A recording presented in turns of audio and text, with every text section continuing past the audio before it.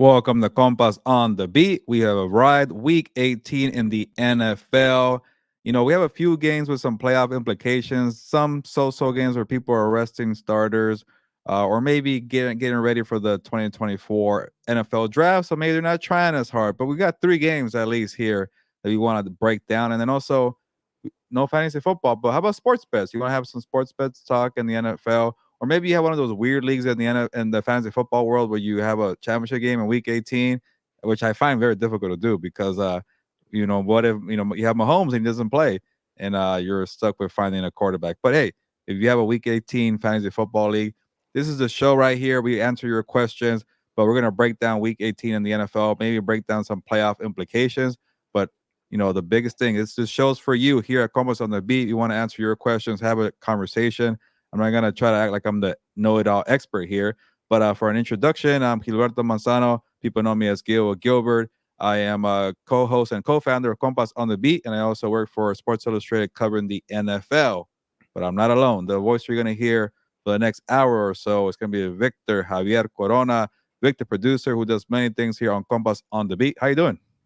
Doing good. I can't believe it's week 18. Here we are. There's some playoff possibilities here. You still have 11 teams who don't know whether they're going to be in the playoffs or not. So that's kind of cool to see. But outside of that, you got a lot of teams resting their starters. But you should see some starters actually play. We'll get into all that with our headline game of the week, which we'll talk about top our two tier games, our other top two tier games of the week, and then we also have future water cooler storylines where we give our storylines come Monday, and then of course our betting locks of the week. So we've been hot lately with our bets. So if you guys have any bets you want to go ahead and give us, go ahead and hit us in the comments, and we'll show them here, and can't wait to get rolling here. But week 18, Gilbert, ready to go. Yeah, it's such a difficult week for NFL bets, like because you don't know who's gonna play, who's gonna aim for a draft pick, who wants to rest, and so I feel like like we're gonna get to it later on, but I feel like for this week for sports bet, I like to go for the total over under. I feel like the spreads, unless like it's like Dolphins and the Bills, Texans, Colts, even Packers, Bears has a little bit on the line. It's such a weird week. But then also, Victor, you reminded me. You spoke about it earlier this week that you like the new format now with the seven teams. You're crediting the NFL for adding the extra wild card spots there, and I was a little hesitant about it because I'm like, man, it's a free ride to the division round for one team. Like that one seed, means a lot. You probably have a cakewalk to the Super Bowl. You know what? And that hasn't really been the case there. So it makes that number one seed more valuable. Like these big showdown games at the end of the year, like you better get that number one seed. Like it means so much. The Ravens and the 49ers got it, and they proved to be the best teams in the regular season. We'll see if they're the best teams in the playoffs. But it was such a valuable game, or I guess a scenario, because when it was two, the top one and two get in the bye week, you got that two seed. Maybe more teams were resting. Well, we got the two seed. We're good. Now it's like it's only one spot, so it's very valuable. And then in the back end, you get more teams involved with before a team couldn't, be in the race, or like, I get it. They might not go far, like an 8-8 team right now with the Packers, or maybe a 9-7 team like the Colts, or 9-7 Texans.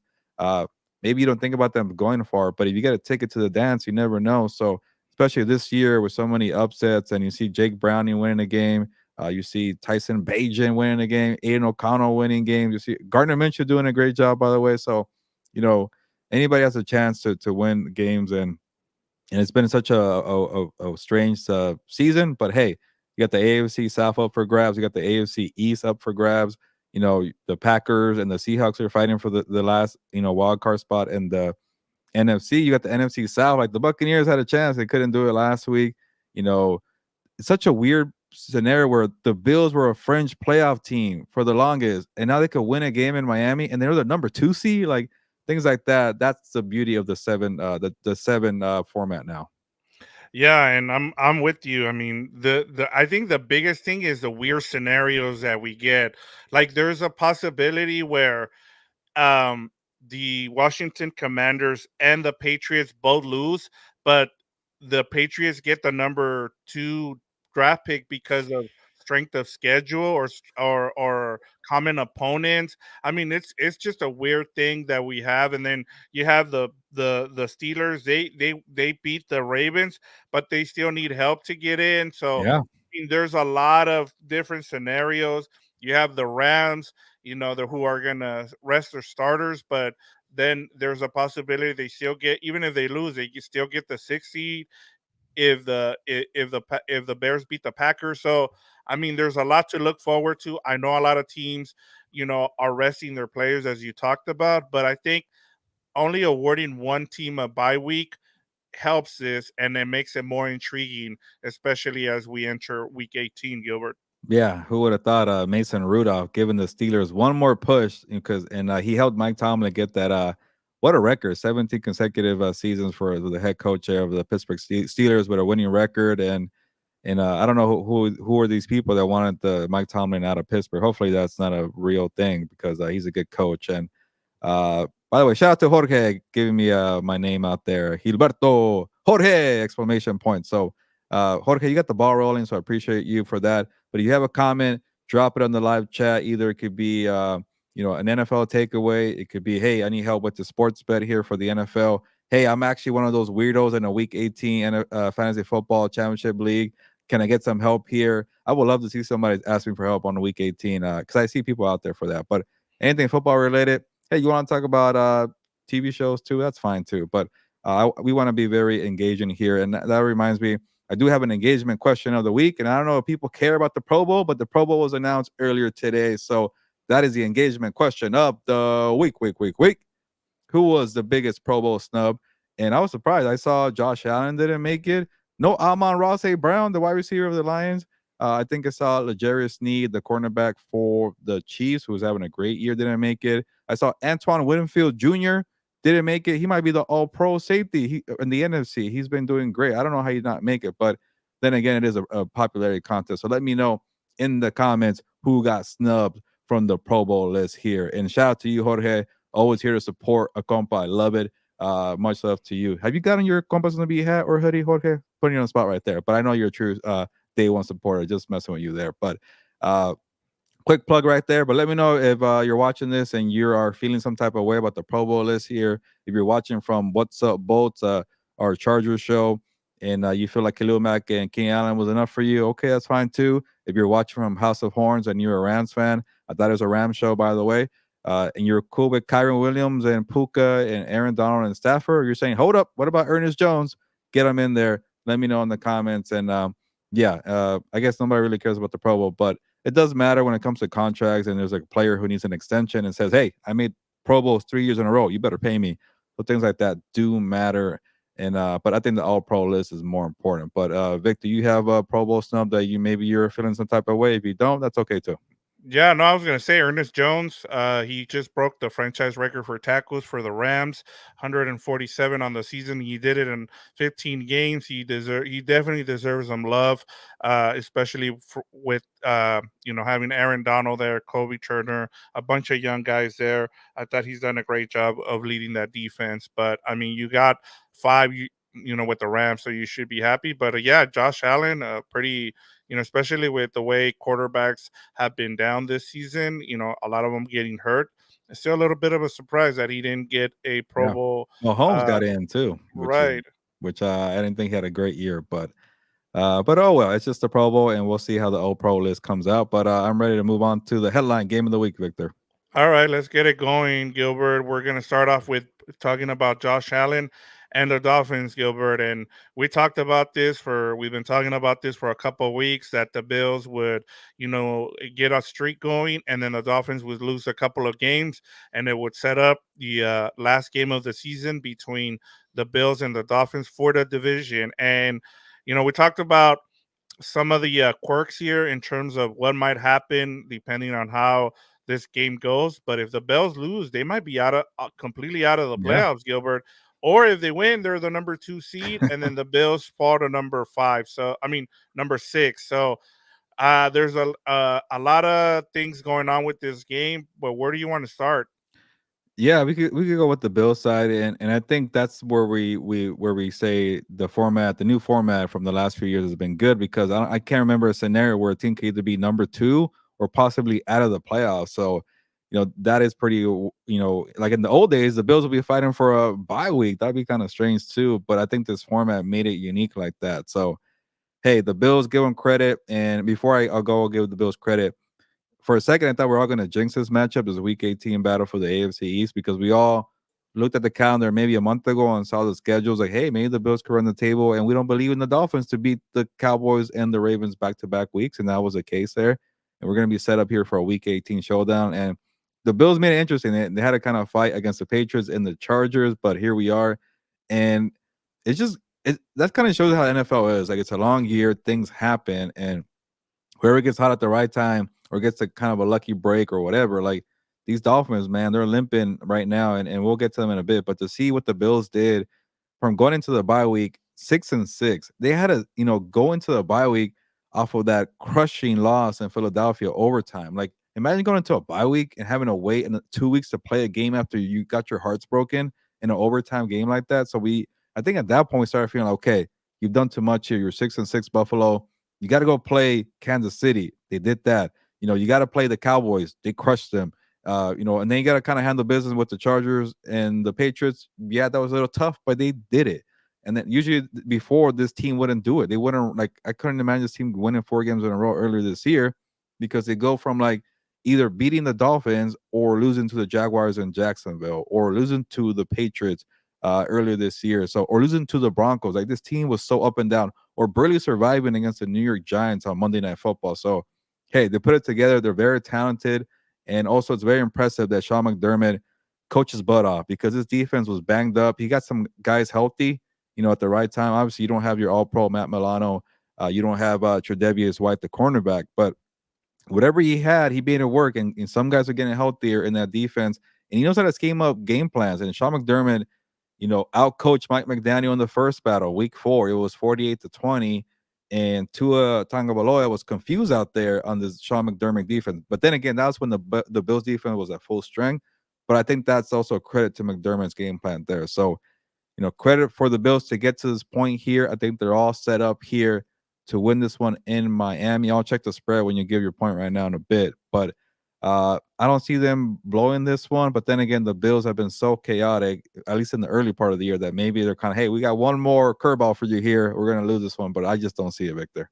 Yeah, no, I'm with you on the Bills. I mean, you laid out everything. I think, even if you want to give them credit for the Eagles mess, I mean, since the Eagles beat the Bills, the Eagles haven't been the same. So maybe Sean McDermott figures something out and people Mm. have been kind of following his lead, and that's been something to kind of follow there. But in terms of the Bills, it's been an up and down season, and the Bills are the kind of team that you kind of want to look at when you start entering the playoffs, especially if they get in, because this team was supposed to. They were the betting favorite last year to win the Super Bowl. Gilbert, this year it was the Kansas City Chiefs, and when you don't have you've lost hope in a team, that's when that team responds and they end up making the Super Bowl and winning it. We've been waiting for this team to make a run. Everybody's expected with Josh Allen. They're like, well, his window's going to close soon because Stephon Diggs isn't happy. And as you laid out with the defense, even when they lost Matt Milano and they lost some of those key players on defense, they went through a stretch where they were last in defense, and then around week 9 or 10 is when they turned things around. Sean McDermott made the adjustments, and they're one of the top 5 defenses since then. Even with some of the games they played against the Chargers, as you laid it out, against the Patriots, they still, have what you want to do is just win, especially late in the season, as you talked about. They had terrible losses against the Jets to open the season, and Yeah. then you lose to the Broncos on a pass interference, which you should have won that game, but you lose it. And so now they're in position to beat the Dolphins. And, this is why, as you laid it out, I really like the Bills in this game is because they figured out things, especially with Sean McDermott. We knew that he wanted to be the play caller on defense. He let Leslie Frazier go because he wanted more control over the defense. He's done that. His defense has stepped up to the challenge of, even with a lot of the guys being hurt. But I think the biggest thing, Gilbert, I'll say, is that when this team turned things around was when they fired their offensive coordinator and Joe Brady.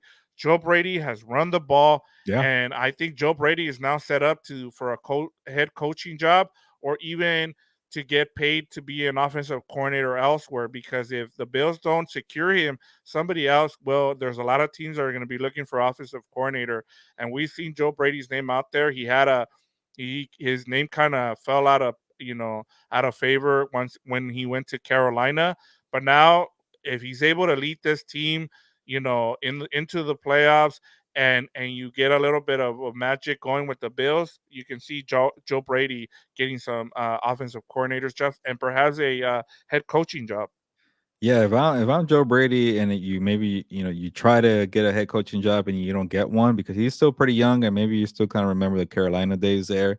And he was the architect of the LSU offense with Joe Burrow, Jamar Chase, and Justin Jefferson. But if you stick around with Josh Allen for another year and Stephon Diggs and his crew here, and you keep doing what you're doing for a full year, he might get a legit chance next year, maybe this year. Who knows? I'm starting to think it won't be as many openings as we thought for head coaching jobs. Like we have the three with the Chargers, Panthers, and Raiders. I'm gonna say maybe like two or three more. People were saying 10 at one point, but obviously you got maybe Ron Rivera with the Commanders. Bill Belichick probably we haven't heard enough noise. I feel like for the Patriots. So who knows what's going on there with Bill Belichick? And then who else was gonna think? Well, that's maybe five. So I think Mike Tomlin's gonna be okay. Falcons. Yeah, but Arthur Blank is such a patient owner that I'm starting to think he's not gonna do it. Maybe the Bucks if they don't get the division, maybe they're fed up with Todd Bowles. Dennis Uh, Allen and with the that could Saints. be another one too. But then again, the Saints are just a weird operation where they just keep thinking Drew Brees and Sean Payton are around. They keep trying to hold on to those people. But yeah, that's could be the wild cards there. But I just don't see 8 or 10 anymore. But yeah, it could be 6 to 7. We'll see. We'll find out. But yeah, we got a little off topic there. But that's something I am keeping my eye on. And on the Dolphins front, by the way, like they still have this kind of this narrative where they can beat the good teams, and I was trying to get that off them when they beat the Cowboys, and people gave me crap for it, and it's okay, because I was focusing on the defense, like okay, they're finally getting a complete team here, and then they get the injury to Bradley Chubb. They have an injury to Xavier Howard. I don't think Raheem Mostert or Jalen Waddle is going to play. And then obviously you don't have Jalen Phillips. And then I think Tua's in with a shoulder injury. Like it might be one of these things where like, hey man, like you're down 14 points early, rest your guys and go and fight in the wild card because they're just too banged up.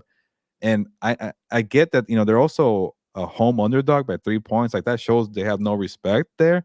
But also the injuries are a factor there. So Miami just I don't know. Like I feel like maybe it might be one of these days, but hey, like just kind of gear up and take your chances with a healthier squad at Arrowhead Stadium. Then again, maybe if you get the 2 seed and you're playing the Colts or Texans, that could still be tough too. Anyway, so but I don't know. I just feel like with Miami, but then again, this is kind of the season, right, where we feel like we're all expecting one team to win, and then it's the other way around. So it could be that, but they're just too banged up, at least for me, Vic. Let me ask you this, Gilbert, because I've been wanting. I was gonna ask you this anyways, but how much blame do you put on Mike McDaniel leaving Bradley Chubb late in that game when Ooh. when the Ravens brought in their backup quarterback and he's still out there? Like, why is Bradley Chubb one guy where you couldn't afford an injury was with their pass rushers, as No. you mentioned. You've already lost Jalen Phillips, and now you put Bradley Chubb in that situation. And I'm sure you heard what his response was, but how much of this, like, and one last thing before I let you answer here to my question is, we saw this last season too, Gilbert, with Miami and the way they handle injuries. We saw the whole concussion thing with Tua. So is this a Miami problem, or is this a Mike McDaniel problem? Yeah, I don't know. That's a tough question there. They have a bunch of injuries, and they did bounce back with Tua. Maybe just one of these things where like, okay, you got to protect them better, but also injuries are a weird thing. But I don't know what he was thinking keeping Bradley Chubb in there late. It was a beatdown. Maybe it was one of these things like, hey, you got to remember this. You're going to play it through because this is something you're going to learn from. I get it. But yeah, that was just a bad approach, and and Vic Fangio was doing a good job, accounting for the loss of Jalen Phillips. Like Andrew Van Gitko was balling and helping out with that, and now you're asking a team that won't have Chubb and Phillips to go create pass rush against Josh Allen. So I don't know. I like the Dolphins, but Mike McDaniel has kind of made some head scratching moves, and he also can't really figure out how to, adjust throughout a game. And obviously, we all give him crap for being a finesse team, not really physical. But then he counter with saying, "Hey, we're one of the best rushing teams in the NFL." And again, it's more about spacing out between the tackles. So they're kind of a one trick pony, and they need Tyreek Hill to bail them out. And but I was starting to believe because like, okay, now they got a defense, cool. Maybe that could open up something in the offense where you have to like be bombs away. And but I don't know, when you have Tyreek Hill, it does give you a chance here. But real quick, I will take the Bills to cover -3. What about you, Victor? Yeah, I'm taking the Bills here -3. I'm with you there, and I'll just say this, Gilbert, and I think we're starting to see that the the 49ers coaching tree with Kyle Shanahan, especially with a lot of his guys that on offense, coaches that are offensive guys, they're going through the same thing, Gilbert, where you have here with Mike McDaniel, who seems to be, if he gets up on you, he plays great with the lead, but in order for you to come back, Yeah, it seems like they can't find that formula. And the Ravens, I mean, that's why I fell for the okey doke. I just thought that the Ravens would be too high off that win against the yeah, 49ers. It really didn't matter. Like they just used the blueprint that they used against the 49ers and they brought it over to the Dolphins because they run the same thing. But I think the key here, Gilbert, is going to be you paid Big Fangio to be the defensive coordinator. He is the master of this defense, of this new, what we're seeing across the league.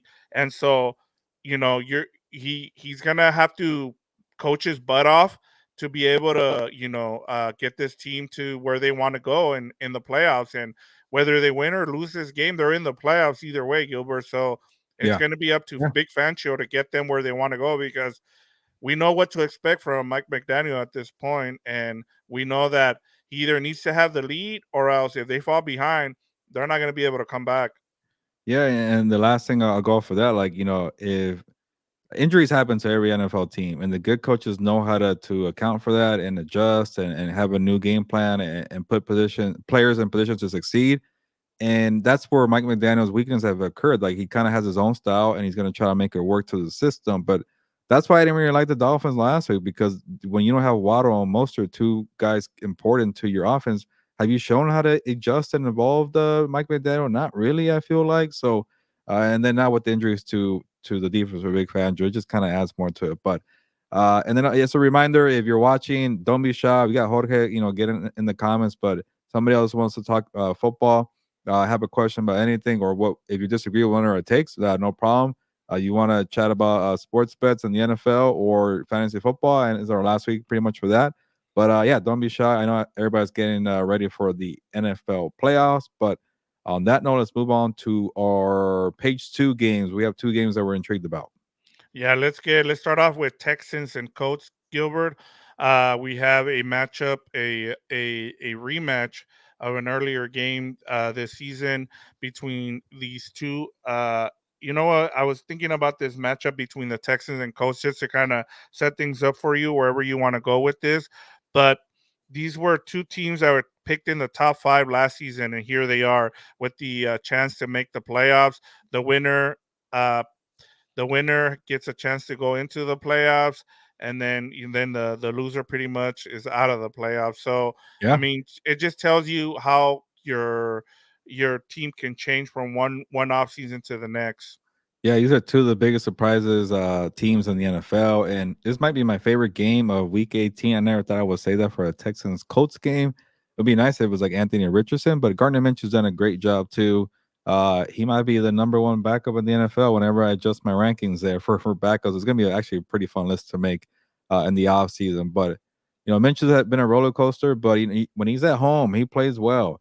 And the spread here is a pick 'em. I'm not surprised about that. It's gonna be a tough one here, and we'll make our picks in a bit. But Shane Steichen, a great coach helping out Gardner Minshew. Then you have Jonathan Taylor, which I was surprised that Taylor's season high came last week at 96 rushing yards. You would think he had over 100 at some point this year, but obviously he had the injuries.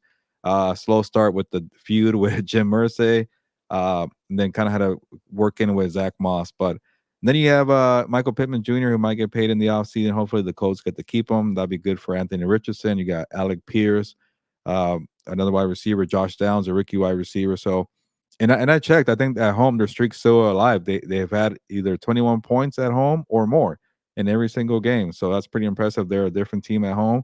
And then on the Texans side, CJ Stroud came back from the 2 games he missed from the concussion. Obviously, the Texans weren't as explosive, but you need it to be that way when you're playing whatever Titans team. They beat them 26-3. I want to say. Stroud was Stroud being accurate, protecting the football. He wasn't bombs away, but maybe this is a game he does that. So, I am very, intrigued here, and I'm trying to start to see what pick I would go. But it's not even football analysis. It's more like I'm kind of hoping I see CJ Stroud in the playoffs.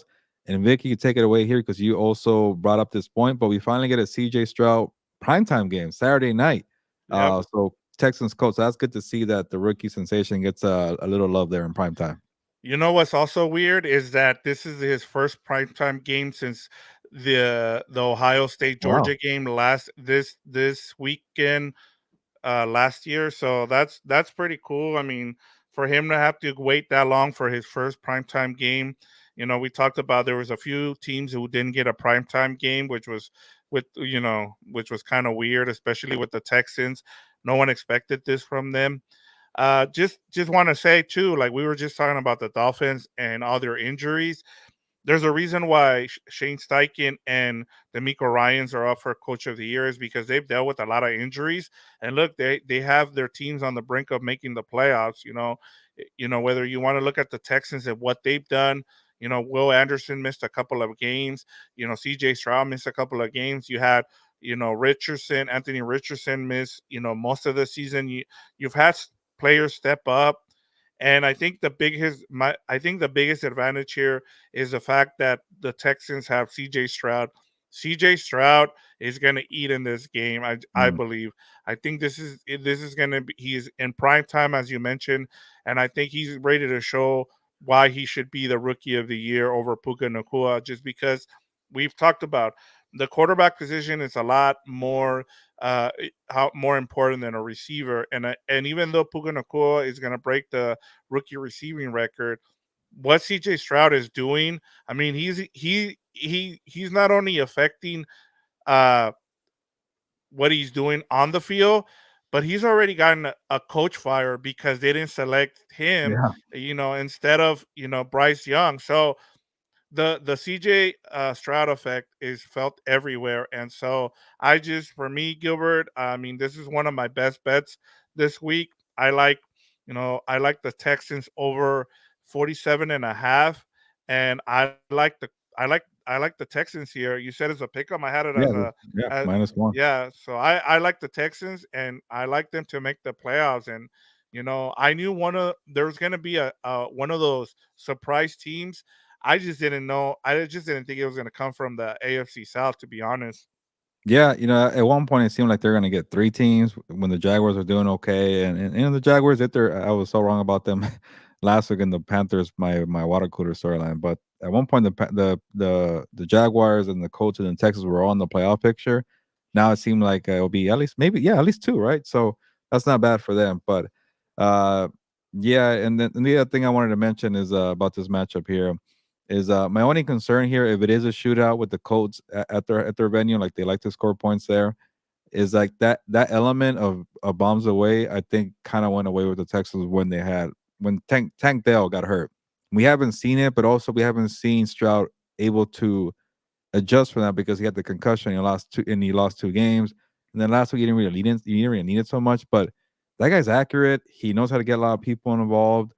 He's smart. He knows how to read defenses. But Obviously you're gonna need Nico Collins to do more, Dalton Schultz to step up. You kind of have a balanced attack now with Singletary. I don't he hasn't really done much in recent weeks, but he had a nice little streak there. Uh, you got a bunch of receivers also like Noah Brown, who came from the Cowboys. You have a veteran in Robert Woods. You have a second year guy in John Mechie the third. So you don't have the Tank Dell explosiveness, but I think we're gonna see the type of pocket passer that Stroud is. Where like you know people wanted to say, hey, maybe his ceiling is gonna be Dak Prescott. Like no, I've seen this guy operate. He might be Joe Burrow. Like that's how good he is as an accurate person to get a lot of people involved. But we're gonna find out, like you mentioned, without Tank Dell. But you know I think they'll be fine here. But what's the next one we have here on the page two? Well, this is the one I'm actually the most excited about, Okay. Gilbert, and that's Oh, Packers Bears. And I think part of it has to do with how young these two teams are, and I think the future is bright for both of them. You have a Jordan Love on one side, and you have Justin Fields, and I think the biggest question I mean, the Bears are one of the hottest teams outside of the Bills in terms of a winning streak, but the Bears I know lost to the Browns, but they played great against the number one defense. And then the Packers, they've been up and down. They have a chance to make the playoffs. So the Bears have a chance to play spoiler here and get, like we were talking on House of Horns. The Bears have an opportunity here to knock out, kind of like what we saw the Lions do last season, and knock out the Packers out of the playoffs, but also shoot themselves as a team to look out for next season, Gilbert. And so, where do you want to start here with this matchup, Packers Bears?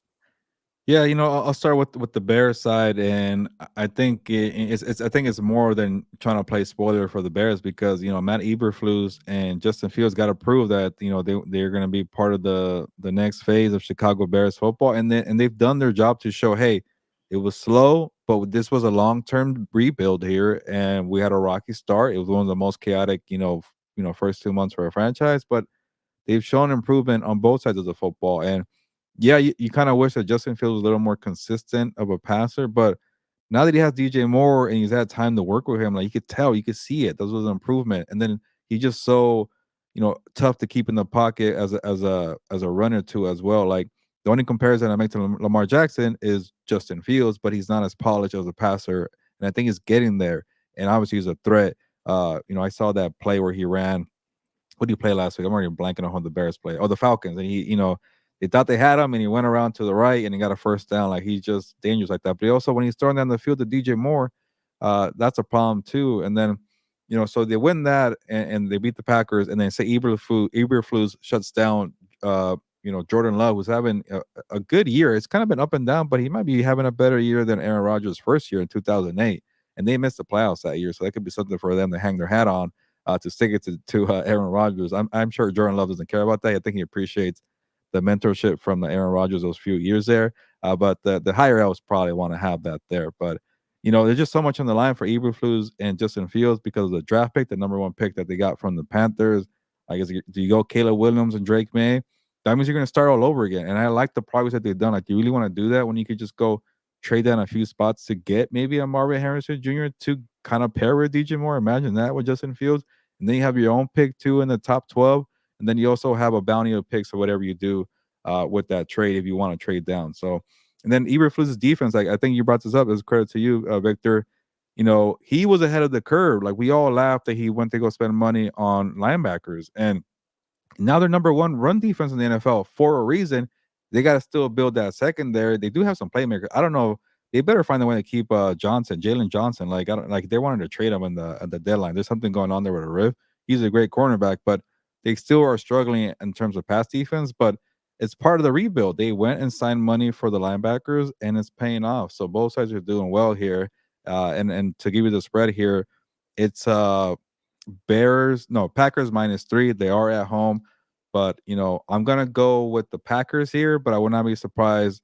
You know what? I'll take the Bears to cover and the Packers to win. It's gonna be a close game, but on the other side, I do like the Packers with Jordan Love and all the weapons they gave him. They're not superstars, but they're very productive young players who might develop into something one day. Yeah, this is going off the spread here. I like this is my number 5 betting lock. Like this is the one I have the most confidence in this week. It's Bears plus 3.5. I like them to cover here. The Packers might win this game, but I really like what I'm seeing from this Bears team, as you talked about. And I go back to another comparison to last year, Gilbert, and that was the Panthers. Remember how the Panthers closed? They had Wilkes as their coach, and they closed out hot. And then the owner decided, you know what? I just want to get a new coach in instead of bringing back Wilkes. And then that defense got pretty much they changed some of the concepts that they were running, and they haven't been as good. The offensive line hasn't looked as good as we've seen from that Panthers. And so my point here is give Matt Eberflus another year. There's a reason why you brought him in. And he's doing exactly that. He's a defensive coordinator. Now let him go and hire an offensive coordinator. Maybe you found something here with Justin Fields. I just think that we get so enamored with, having results right away. And we talked about this on House of Horns just an hour ago. And I said, look, if Justin Field doesn't get hurt, they probably make the playoffs this season. And so, I understand, you're probably not going to get a shot to draft a quarterback, in the top two like you will this upcoming off season. But, even the fans are asking to keep Fields. So that should Yeah, tell you where the fan base is at and how much they love this team. The biggest thing with I always think about is like, is this a mirage, or are they really building something, Gilbert? And they're building something. I believe they are building something, just as I said, because Matt Eberflus knows the type of scheme he wants to run. He's got his two linebackers that he went and got. They traded for Montez Sweat, which everybody was criticizing, and now it looks like a great pickup. So they have guys at each level of that defense.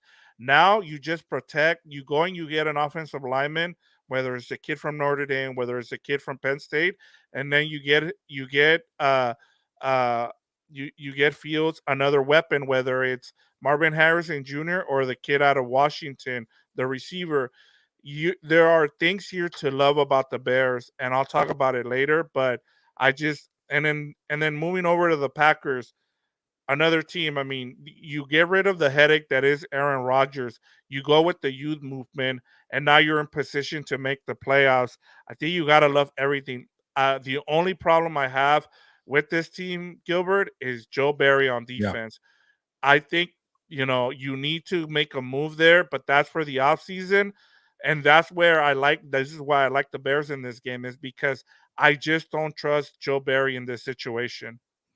Yeah, no, I'm with you on Joe Burrow. Like, I think we all know that once the season's over for the Packers, he's probably going to be gone. And they have a lot of talent defensively, but it's second year in a row they can't get it going there. And what maybe they might even trade Jair Alexander. He might be a headache for them too. But they got some pass rushers. They got some guys. They drafted like four dudes from Georgia. You would think they'll be good defensively, but uh, going back to the Bears point, like even like what's the good thing for them, like it's I guess people are calling it a good class for quarterbacks, for draft class for quarterbacks, and you could get to the point where you can even trade down one spot. I'm like, hey, you want to have the first pick of the quarterback? We might take your quarterback. You want something? Give us a first round pick next year or whatever, and you move up one or two spots, and so you're still in the top three, and you're getting a pick from a team that could be crappy next year still. So you put yourself in a position to kind of get the same thing again while you're building the rest of your roster. It's one of the worst rosters in the NFL 2 years ago. So, maybe they play the long game here and they do it again. I get it. Maybe the next year's class, if say Fields doesn't work out, it's not as good. But man, like I wouldn't mind, like you mentioned, giving him a left tackle and maybe getting a neighbors or even you know, getting Marvin Harrison Jr. and then maybe getting a defensive piece down the line for another first round pick. But whatever, they're in a good spot Yeah, here. and none of these guys are generational quarterbacks. It's not like you have an Andrew Luck. Like I'm sorry, like I don't believe that Caleb Williams and May are those kind of guys where you can just say, you know what, just draft them and then move fields. Like that's the other thing. And then it kind of reminds me in the position that they're in. I know you don't follow basketball as much as you used to, but like what Oklahoma City is doing right now with Shea Gil Alexander, like they have a stockpile of draft picks.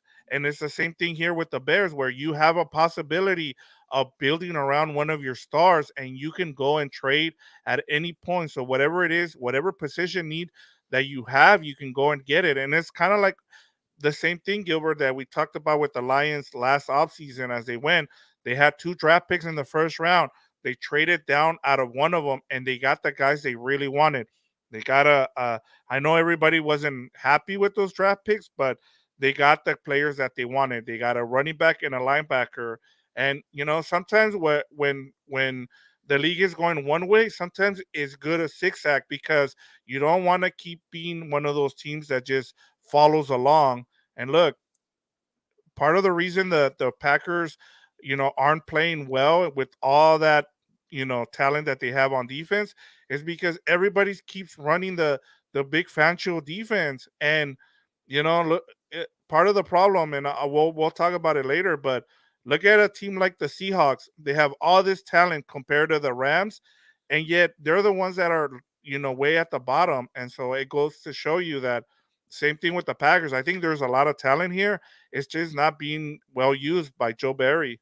Yeah, this is definitely a season where people should wake up and say, okay, we shouldn't be copying or think this is a norm. Like, we should start getting kind of creative. So it could be kind of it's an interesting time in the NFL where schemes are being a little different because what it used to work is not working anymore, and there's going to be a new hot thing. We're not really sure what it is right now, but it feels like the ones that are kind of trending towards figuring it out are the ones doing well. But Yep. for the sake of time, let's move on. Victor, we have the water cooler storylines. And for me, I know I got it wrong with the Panthers possibly pushing the Jaguars. It was a beatdown 26-0, and David Tepper lost his temper. I keep saying that, threw the drink at the Jaguars fan. But I'm going to go back to it again.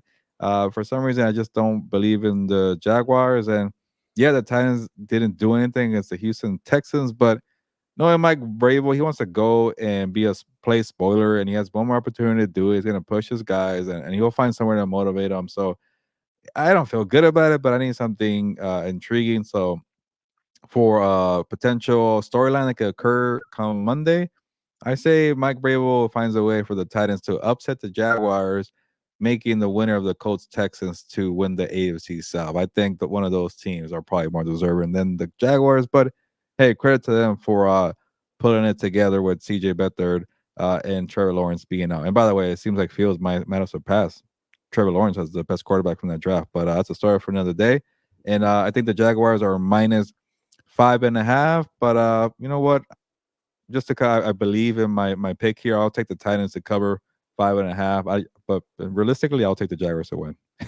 Yeah, no, I like this. And just remember, Gilbert, wasn't this the final game of the season Yeah, last yeah, season? yeah, And true. what happened? The Jaguars beat the Yeah, Titans, and revenge. the Titans had a big collapse, and the Jaguars came roaring and were able to make the playoffs, and then they beat the Chargers in the playoffs. So I like this one. I really I can see the Titans, paying this is a revenge game for the Titans. Hey, we're gonna pay you the same way you paid us last year. And so I really like this one. I As you were talking, I thought about this. You were like, and then I realized that the Titans were in the same. I mean, the Titans were in the same position where they blew big division lead, and then the Jaguars snuck into the playoffs, beat the Chargers, and so yeah, I really do like this one, and we know Would you from would Mike you Braver. would you take the points or money line Yeah, I'm Titans? taking the points here. We Okay, know okay. we know the kind of team that Mike Brable, like, he's gonna muck up this game, and he's gonna make it hard for the Jack. And we still don't know if Trevor Lawrence is gonna play, right? That's true. Yeah, I think Yeah, he's probably gonna try because it's a big time game for them. But and they're okay without him. Who knows? But yeah, but that was the yeah, Panthers, man. yeah, I Like, know that was the Panthers. yeah. All All right, right, I got let's get to your next one, Gilbert. All right, this one's also very intriguing. So it could be Bill Belichick's final game as a head coach of the New England Patriots, and he has one more opportunity, if it is the case, to embarrass the New York Jets. And why not? It's been such a disaster of a season. Why not go out with a loss to Bill Belichick one more time? But here I say, but gets no farewell moment, and I say that because Bill Belichick just keeps avoiding the question about his future, and I'm not surprised. That's just the way he's always been the past 24 years, and he keeps talking about like he's so in the moment to getting his guys to win the game. Like, I don't imagine them to like maybe like somehow they're winning by a lot, and it's maybe 5 minutes to go, and they say, "Hey, Bill, can we stop here to acknowledge you here? I think we all know what's going to happen." But he's just so in the moment. He's just so committed to the game and his players. Like, I don't think he's gonna want that farewell moment. So, and also to the other part too, like what's going on behind the scenes is like, is Robert Kraft trying to get a draft pick? Hey, Bill, either I'm not gonna fire you because we want to pick. So can we work something out here? He's like, no, I'm not. I don't want to go to another team to coach, and we don't have a first round pick. I want that first round pick. So it could be something going behind the scenes where like they're not agreeing on how to do this farewell moment or who gets fired, who gets to quit, things like that. I don't know. It just feels too quiet because when the whole Brady thing was going down, we all heard the reports. Like we all knew, like once the playoffs was over, he's gonna be gone or retire. We're not hearing a peep right now. That's kind of interesting to me. What if he comes back? I don't know about that one, but maybe he could, or maybe he just retires. Who knows? But I'll say this: I think the Patriots will beat the Jets to ensure at least to get the W there. And I had the odds right here real quick. It wasn't that wild, but I'll take the Patriots -1.5 at home for the farewell for a bill, but I don't think no one's going to mention it, and there's going to be no discussion. Maybe we'll hear a report come Monday morning. This situation reminds me of kind of what we saw with the Cowboys in terms of Jimmy Johnson and Jerry Jones, where, you really never understood why there was a falling apart between those two guys. And then I think eventually it came out that it had to do with the player, uh, a player being traded, and that they didn't agree. And I think the same thing can go here. I have no idea. About a month ago, I was pretty sure that Bill Belichick was getting fired or they were going to part ways or whatever they decided. But the more I think about it, it's just the more I'm starting to hear people around that team. It's starting to sound like there's a chance that things have been worked out and he could be back, Mm, which is weird to me. But as you said, you haven't heard anything, and there's a reason why. Is because I think there's now talk that he might come back.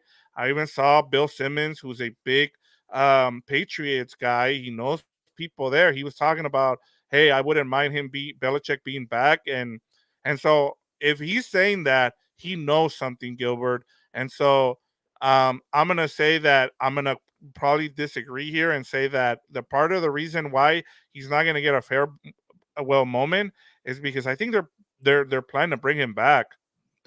yeah, I don't know. If something tells me they just haven't figured out what to do, but I would not be surprised if it's been too quiet. But like you mentioned, like maybe we should point to what happened. And even though there was like that report from one of the top pages, we reported saying they already decided they're going to fire him or something. Maybe it's just being quiet and they're doing it right. So by the time I bet you it could be something where maybe Saturday morning comes down and like, hey, they're gonna actually give a farewell tour, but it just seems too quiet. So either you're right or I'm right because it just seems like there's something going on here.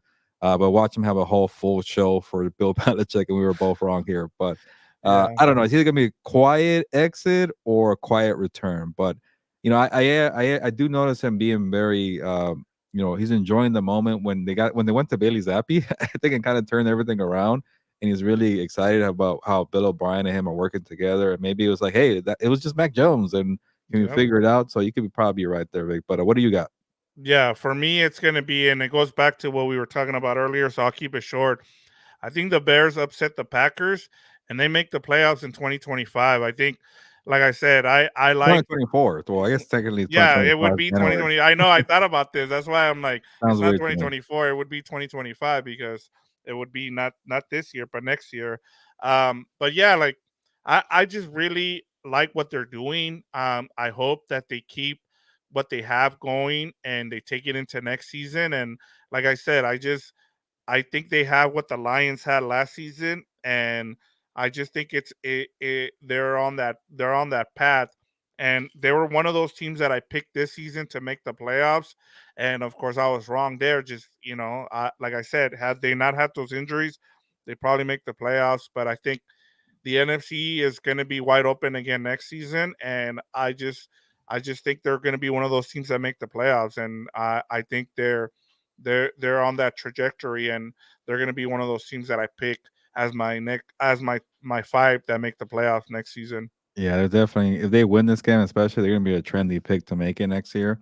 And I think when we did it for Compas on the Beat, the 5 teams that will make it, you got the most right. You got 3, but Dan and Fernando and I, we got everything wrong besides Detroit, and that was the easiest lock there. So maybe the Bears could be the easiest lock for next year.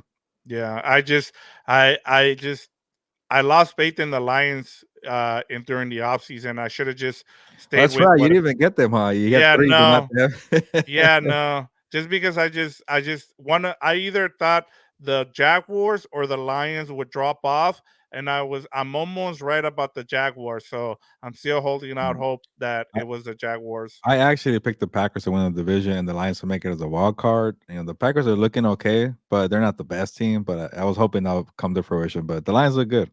Yep. All right, Gilbert, let's get to our betting locks of the week. Let me go over what we did last week. Yeah. Like I said, we continue to do well here. You got 3 out of 5. You missed on the Bucks -2.5. I mean, I don't know. Even Todd Bowles was upset about what happened there. His team was a no-show. Your number four point was Patriots plus 13. You got that one right. You had the over on that same game, 40.5. The Colts and the Raiders over. You missed it. You missed it Yeah. by half a point, Gilbert. You know what's funny? It actually went down to 40.5 by the time, Friday rolled around. Oh yeah. Yeah. I Oh was I was like I well. looked to see what I had. I'm like, 43, crap. Yeah. It was 43.5 when we did it, but yeah, I mean you were right there. And then your number one was Lions +6. We both got that one right. I went my number five was Raiders Colts. I went with the under. I hit that one like because as we just talked about by half a point. I had my number four was Broncos -3 against the Chargers. I got that one right. I missed the only one I missed was the Dolphins plus three and a Mm, half against the Ravens. yeah. But then I got the Lions +6 against the Cowboys and Falcons Bears 38 over under. I went with the over there. So overall now, Gilbert, I'm at 101 points for the season, and you're at 78. Uh, Pretty much and then clinched the title because we have one more week and no way I could get 30 points. Or was it 20? Yeah, 20 something, 22. yeah. So we have a comment here from Flixie. It says, "Do I do the over on CJ Stroud having 299 and a half yards?" That's a lot of yards, Gilbert, especially on the road. What do you think? Yeah, well, this just sets me up for my top 5, and I'll kinda give a quick one, but my number f I think it might be my number 5. I'll check right now real quick, but yeah, no, it's my actually, well, I don't feel as confident. It's my number 2, but I'll get to it, but I'm expecting a lot of points in Texans Colts, and I think that's gonna probably require, over 300 yards, so I would do it. I think it sounds like we might be split here, but if the Colts are really good at home and they're putting up points and win or lose, regardless, maybe they might be behind and you have to air it out. I could see, Stroud. He has had some good games before. That was a Tank Dell games where he went out for like 350 or something like that. I feel like this game's gonna be pretty exciting, and this is my favorite game of the week. I would go over, but you're right, it's pretty high, Vic. Yeah, no, I'm with you. That's pretty high. Like if it was in the 270s, Yeah. I'd be more confident. But I'm with you. I think it's going to be a shootout, and so if I think it's going to be a shootout, I'm going with the over here, Flixie. So I'd go Okay. with the over here. I think he was coming off the concussion last week, so they were kind of Yeah. they were kind of holding them back, but You're up and, big too. and They didn't and need they it. were blowing out the Titans. So there's also that. I think this is going to be more of a competitive game, and they're going to be able to. I think he's gonna be able to hit some of those pockets there with his tight ends. I expect a heavy load of tight ends here targets. He's got 2 tight ends there, so I expect him to hit those guys. We got one more comment here, Gilbert, before you get to your Yeah. betting logs. Delbert Salgado, who follows us on House of Horns, he says, "Good show, fellas. Week 18 with the bullet finally gets sorted out for these seedings. Hasta luego, go around." So thank you for Shout checking out. in, Delbert. Appreciate We it, really Delbert. appreciate. All right, Gilbert, go ahead and get us started with your Yeah. your betting logs. All right, because I am already lost here, and unless we continue in the playoffs, but for We regular should. season, I like this. We'll okay, do a final tally. We'll do some over unders even if we get down to the Super Bowl. So all we right, can cool. continue to do this. Then regardless, I'm gonna try something new because I don't feel good about taking spreads in this weird week where it's either resting or gearing up for a draft pick or whatever. It's still like a good amount of games with playoff implications, but it's just kind of a weird kind of week. So I'm going with all five bets being over under bets here. And I also do my top five over under bets at SI. So you might get a little sample here. But my number five is the one that are strongest. We're most confident for 5 points. I feel like there's something here I'm missing. Maybe you could tell me if I am. But Steelers Ravens over 35 and a half. And I say this with confidence, 35 and a half seems pretty low for a team that is going to play pretty much a JV team, and the team needs to win a playoff game. So they might just drop 30 by themselves.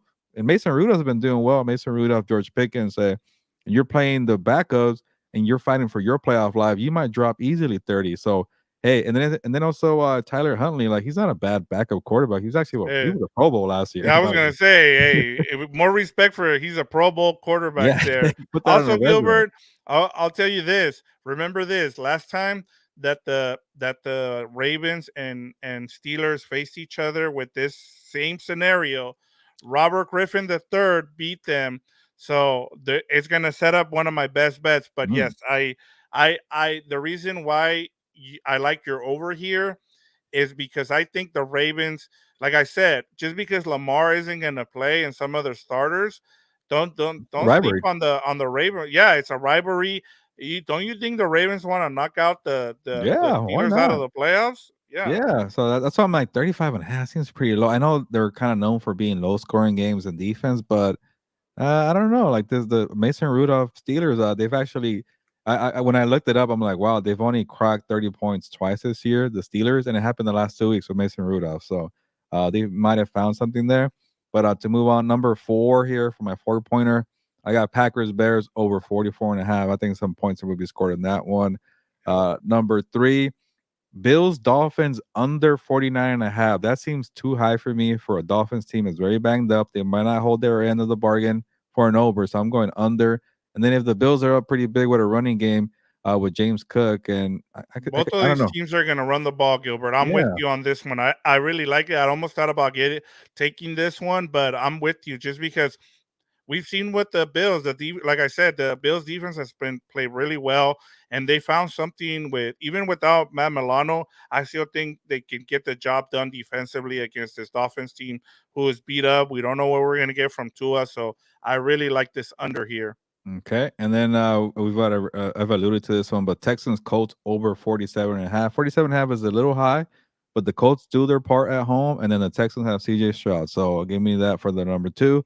And then my number one, my 1 pointer, Jets Patriots. This is very low, but under 30 and a half. And it's the Jets. Like you just want to just go home. Like it's been the worst season ever. You had high expectations, and put up another 9 points, and then the Patriots get 20. And then it's a nice day for Bill Belichick, and give me the under by half a point because I've been missing some of these points by a half a point. So give me the other side here. I could see something definitely like a 20-9 game, Jets Patriots. So give me the under. I like these. I think you're going to your bread and butter, your over unders here. So, and then there's not a lot of games. So the way I did it, Gilbert, I went with uh, games that have some kind of impact on the playoff scenario. So my number five, I've been talking all Bears this episode. So because I'm so confident in the Bears, I'm going with the 3.5 here with the Bears. I really like it. I would even bet it at a money line.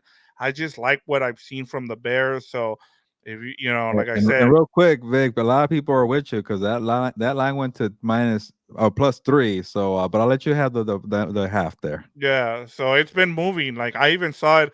I think it started at 4.5. So it's been Yeah. moving because people are seeing the money there where it's going, and I'm with the smart people there. Like I would bet the Bears here. I like that. Like I said, I would bet the money line here. Um, the other one that I've been hitting on, Gilbert, and you mentioned it, has to do with the Colts at home. I've been ever since Fernando brought it up, like midway through the season, where the Colts were averaging over 20 points. I think at one point it was 25, but it's gone down. They're great at home. They score a lot of points at home. Last week against a really good Raiders defense, they scored 23. They could have scored a little bit more, but I like the over under as you talked about 47 and a half. Texans Colts. I would hit the over on this one. My number three is Ravens +4 against the Steelers, and I just told you why. You have a Pro Bowl Mm. backup here. Last time this same scenario happened, you had Robert Griffin III win a game against a Steelers team in the same situation. I like the Ravens to that defense even without Roquan Smith, even without Patrick Queen. I think some of those players have to play, not all of them. They'll pick and choose which players do not play in this game, but I still like the talent that the Ravens have over what the Steelers might bring into this situation. And as you talked about, Mason Rudolph has played really well, but we've also seen these backup quarterbacks eventually hit a low, and I just think that this is the game where I think Mike McDonald has done everything you want to win defensive coordinator of the year. I don't know if there's such a thing, but if there is, I mean, I think he's got nothing to lose here, so he's probably gonna play around with what he wants to do and just you know put another thing to show off that he can win with backups even. My number two is Texans. I like to pick them here. Just give me the Texans here, as you talked about. I had it as a -1 for the Texans, but you're saying it's a pick 'em, so give me the Texans. And then my number one is Falcons +3 against the Saints. Mm. One of the things you told me last week is that teams who were had rest did really well, and the Saints were rested, so they went up to Tampa Bay and Yeah, I they forgot about they that. punched they punched the Bucks in the mouth. I think the Falcons, every time they have a disappointing game, they come which they did against the Bears. They somehow, every time people are down on them, that's when they respond. I'm not saying the Saints are going to win, but I just like the Falcons to cover here with the +3 there. I just think somehow, some way, these Falcons seem as disappointed as they've been. I think Arthur Smith's playing for he's coaching for his job, and so I think they're going to go into New Orleans and upset the Falcons. You know what you just reminded me of? Like, I feel like I always when I say I'm a little hesitant because then I give you a point. It turns out that hesitation usually comes right. I mentioned that last week. We're like, okay, the Saints got 10 days rest and they go and they beat the Buccaneers, but I picked the Buccaneers, one of my top bets, and so I should probably listen to my hesitation a little more. So, Yeah, there you uh, go. I mean, and you have then some good points there, man. you're right about the Falcons. They either could get spanked by the Bears or lose to the Panthers and then beat the Colts. So, yeah, I don't know about that team, but yeah, let's get to the quick dump offs here and end the show here. And I think we start off with Steelers Ravens. Is that the first one, Vic? Yeah, we You have already yours. said. What do you like in this game? Where are Not you even, going? yeah, a lot of these games I haven't thought about because some of them are kind of meaningless. But you know what? I'll go with you, and I'll go Ravens +4. But I think the Steelers pull it off to kind of push the Bills for the Sunday night game. Yeah, I like this. I like the Ravens in this game. I just think that I think now that Mike Tomlin has his consecutive streak, I think that's as far as they go. And I don't want to see them in the playoffs, to be honest with you. It's going to be a Yeah, mess, I'm with you. and they're going to be looking for a quarterback come this offseason because Pickett is not the answer there. Let's go with Rams 49ers. I don't even know what the line is, and we Yeah, I got it here. -4 49ers at home. yeah, I would just go with the home team there. The Rams don't care. You know, I do think that they need to get the 6 seed though, but I just don't think McVay cares. yeah, you know what? I'm with you with the 49ers to win it, but I'll go with the +4 on the Rams just because maybe Carson Wentz has a decent game. I'll go with that. Okay, I can see that. All right, next one is Vikings Lions. Vikings, Lions. Let me pull up the line for you. Where is that one? We got the Vikings plus 3.5, minus 3.5 Lions at home. Yeah, give me the Lions here. I think they want to win just in case one of those teams Yeah. in the top loses. So, and then one of the early morning games, so they Yeah. want to go out on top to finish out their season, Gilbert. Yeah. Same here. Give me the Lions also to cover and just to kind of have a nice little win before the playoffs. All right, next one is Saints Falcons. I already told you I like the Falcons in this game just because they've been up and down all season, and then when you're out on them, they go and they win. So, how are you looking at this game? Uh, man, Saints are at home. This is minus three Saints, so the Falcons are getting the plus two, like you mentioned. But you know what? Just because they did something last week, I'll praise them. And the Falcons are not that great on the road, so give me the Saints, and I'll say they'll cover two minus three, just to disagree a little bit. That's cool.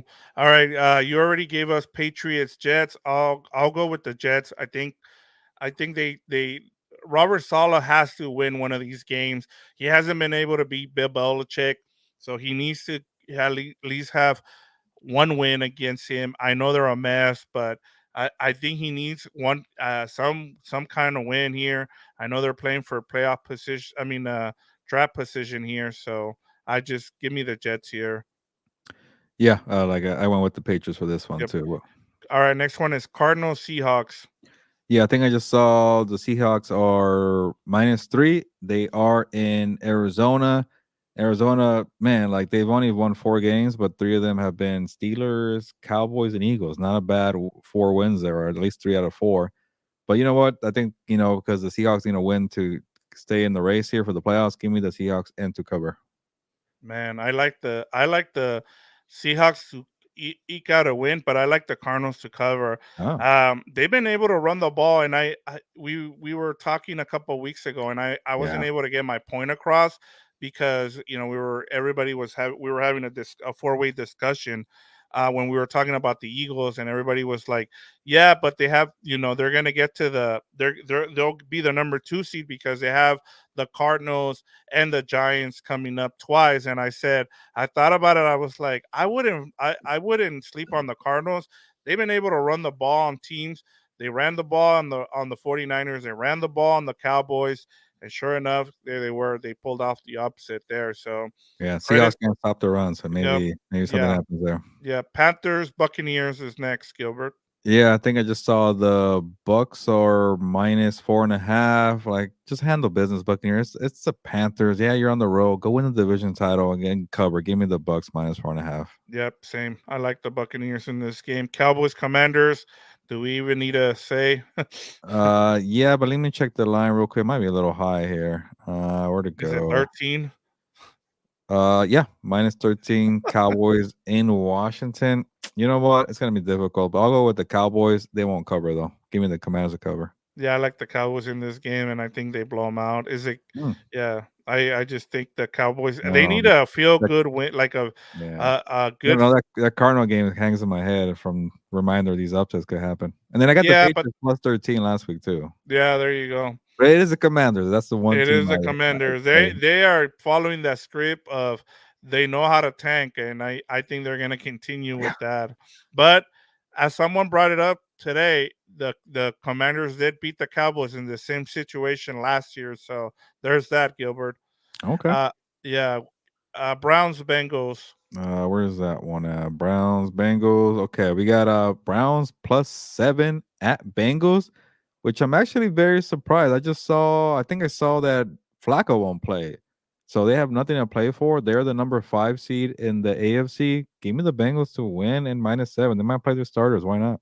Yeah, I'm with you on the Bengals. I think they keep it close, but I wonder if the Browns try to just improve their record just in case. Chargers Chiefs. How do you were Yeah, another team? this Easton Stick and Blaine Gabbert matchup. Yikes. Give me give me the Chiefs plus 3.5. And then to win, you know what? Also to win because I think the Chargers really need that draft pick to be good for them. Yeah, I like the Chiefs even with Blaine Gabbert playing in this game. I think the Chargers don't want to win this game. You want Yeah. to get, you want to improve your draft pick here. The one I was kind of iffy about here, Gilbert, is Broncos Raiders. I don't know which way these two teams want to go. I don't know if they want to win. I know Antonio Pierce wants to win, but Yeah, I he needs just it. don't. Yeah, and to You know finish what? with a winning record as Yeah. a coach. Just for that, because I think Pierce wants that job and he needs to win. So give me. I think I saw the Raiders are -2.5. Give me the Raiders to win and to cover. Yeah, like I'll go with you. I'll roll with you. And then the last one is Eagles Giants. We have a question from Jesse Trejo. We'll get to Eagles Giants. Gilbert. Eagles are -5, and yeah, they're in New York. I don't trust anything about them. So give me the Giants to cover, but the Eagles to win. Yeah, same. I'm with you on that one. All right, here we go. Here's Jesse's Trejos. This is fantasy question for next season. I'm in a keeper league going on 10 years. Last 4 years I've kept Eckler, but gonna have to change it up. Yes, I'm with you there. Yeah. Who would I keep from Josh Allen, Keenan Allen, and Brandon Ayuk? I already know which one. Go ahead and I don't know where you're thinking here. Well, I don't know. I don't know how I feel about keeping a quarterback. I don't know. Josh Allen's really good, and then I really like Brandon Ayuk too, though. But how many people are going to actually go and get him?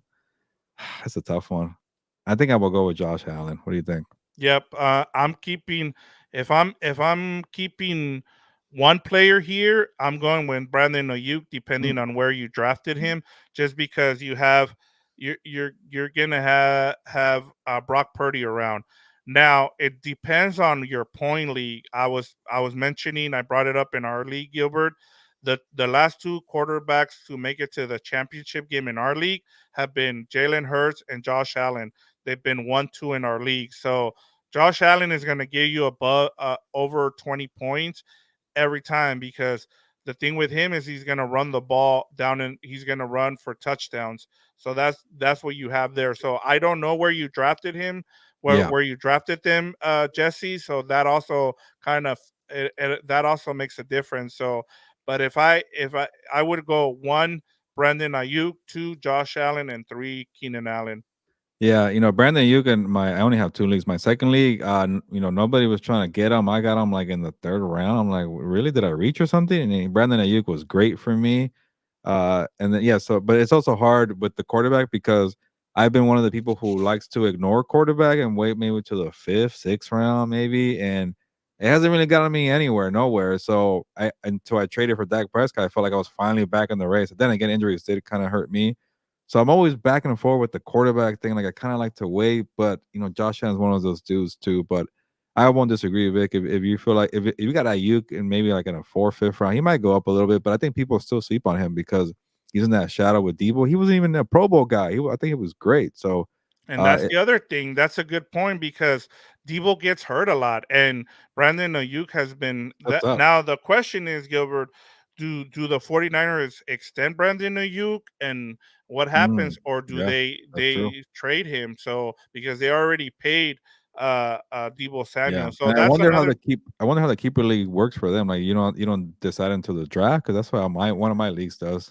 Yeah, like so the way I played in a keeper league this year, and wherever you drafted that, I know you said Yeah, you had what's his name, Justin Jefferson. yeah, I got him So like in the 13th round his rookie year. It was awesome. yeah, and so I got Puka Nakua for my Oh, last pick in my in my oh, you're in keeping my that league. guy. So I'm keeping Puka. So I mean, it just depends on where you're drafting, Jesse. So, but like I said, it all depends on what your league, what they what Yeah, kind of point system you have as well. So, I like I said in our league, we I was with you like in terms of the quarterback. The 2 years that I won it back to back in our league, I waited for my quarterback, but then everybody else caught on, and so the league flipped on us. And then the like I said, I this year I was like, nope, I'm not waiting around for a quarterback. So I drafted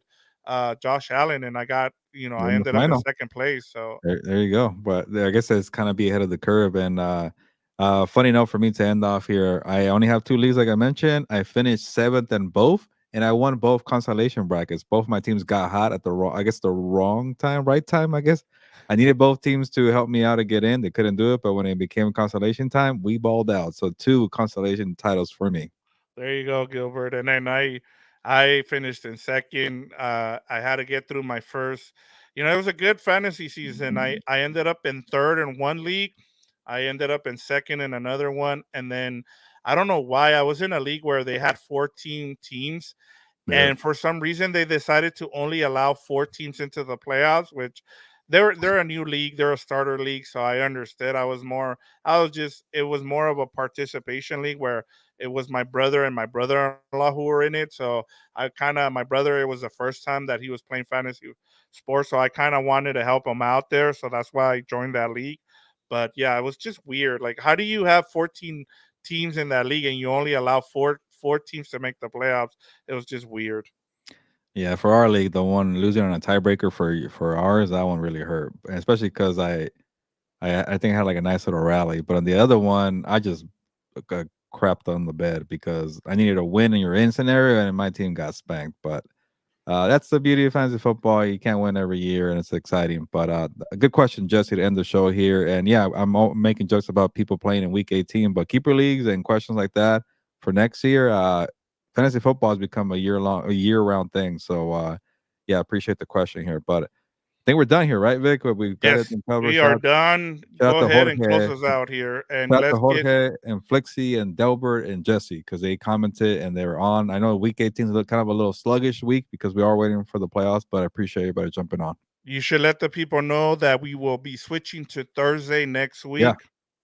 Yeah, playoff season. I think we're gonna go with Thursdays, but also a little earlier. I know we got some people from the East Coast that can't really hang this late, and I don't blame you. I need sleep too. I'm tired right now. It's 9:07 Pacific time, but maybe you could do something like around 6:30. Victor, we gotta talk about the time, but it's gonna be much earlier than the 8 o'clock kind of start here. So maybe probably like 6 maybe for next Thursday. It'll be a playoff show. But yeah, we might as well give you the lineup. We go live on Wednesdays around 5:30 for House of Horns. It'll probably be definitely will be a playoff preview matchup. Uh, we'll see what What's Up Bolts does with Fernando and Dan because it's going to be the end of the season for the Chargers. But hey, some press conferences might be intriguing. Maybe some people from the family might talk. Maybe we finally get some interviews for the GM and for the head coaching vacancy. Maybe some playoff, not playoff. Uh, Postseason exit interviews that Fernando will probably cook up. So stay tuned for What's Up Boats. And then obviously, Combat Compas is going to come back strong during the NFL offseason. We're excited for WrestleMania. We're excited for the UFC events. There's a UFC event in Anaheim coming up in February. There's UFC 300, maybe some boxing events pick up. So check out Combat Compas. But obviously, everything is the same on Compas on the Beat, the main channel. We have so much programming there. Throughout the playoffs, we'll go back to Lunes Live with Fernando. We got the Four Compas podcast. I think we're going to start dropping them maybe Tuesdays, but we haven't really discussed it. We've been going back and forth with Tuesday, Wednesdays. But just stay locked in on Compas on the Beat, What's Up Bolts, House of Horns, Combat Compas, and we'll have a bunch of content throughout the playoffs and then into the off season.